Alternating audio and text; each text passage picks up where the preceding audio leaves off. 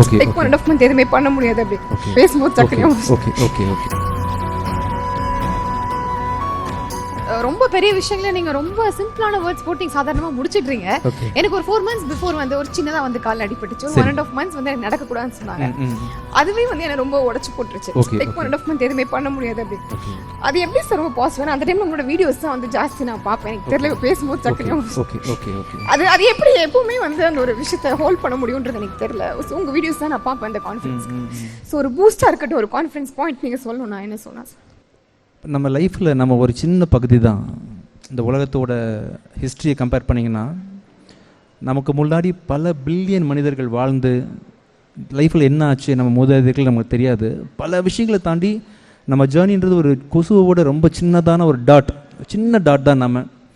ஆனால் நம்ம கண்ணுக்கு இதான் உலகமே, நம்ம கண்ணுக்கு இதான் உலகமே அப்படின்ற மாதிரி நம்ம அதை பார்க்காம நம்ம இந்த உலகத்தில் ஒரு சின்ன பகுதி அப்படின்னு நினச்சிட்டிங்கன்னா நீங்களே ஏரியல் பாயிண்ட் ஆஃப் வியூவில் மேலே வந்து உங்களை பார்த்தீங்கன்னா நீங்கள் பொடிசாக தெரிவிங்க.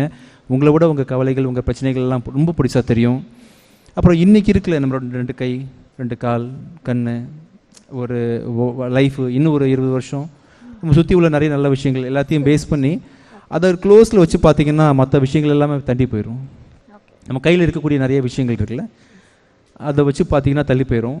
அப்புறம் ரொம்ப அட்டாச்சாக நீங்கள் நிறைய விஷயங்கள் ஃபீல் பண்ணிங்கன்னா ரொம்ப பெயின்ஃபுல்லாக இருக்கும். இது எவ்வளோ நாள் நம்ம கையில் இருக்கும், எப்போ போவோம் அப்படின்ற மாதிரி நிறைய விஷயங்கள் நம்மளை பயன்படுத்தும். கொஞ்சம் டிட்டாச்சாகவும் இருக்க பழகிக்கணும் நிறைய விஷயங்கள்லேருந்து. அது நான் நிறைய உங்கள்கிட்ட தனியாக பேசுகிறேன். ஆக்சுவலாக இந்த மூமெண்ட்டுக்கு அப்புறமா எனக்கு உங்ககிட்ட பேசணும்னு தோணுது.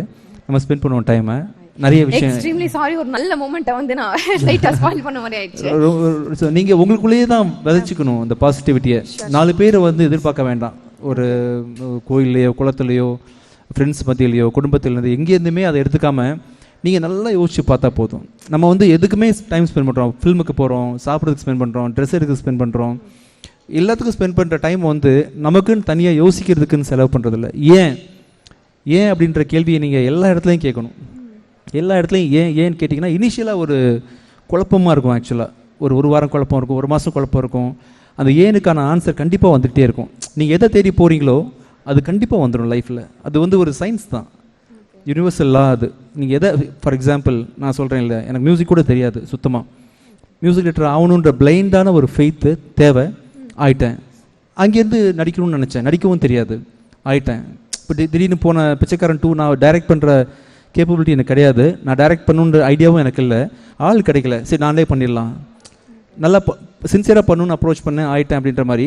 நம்ம எதை வேணும்னு நெருங்கி போக நமக்கு விஷயம். ஸோ ஒரு உண்மை ஏன்னு கேட்டிங்கன்னா பல குழப்பங்களுக்கு நீங்களே ஸ்ட்ரென்த்தாக பில்லர் ஆகிடலாம்.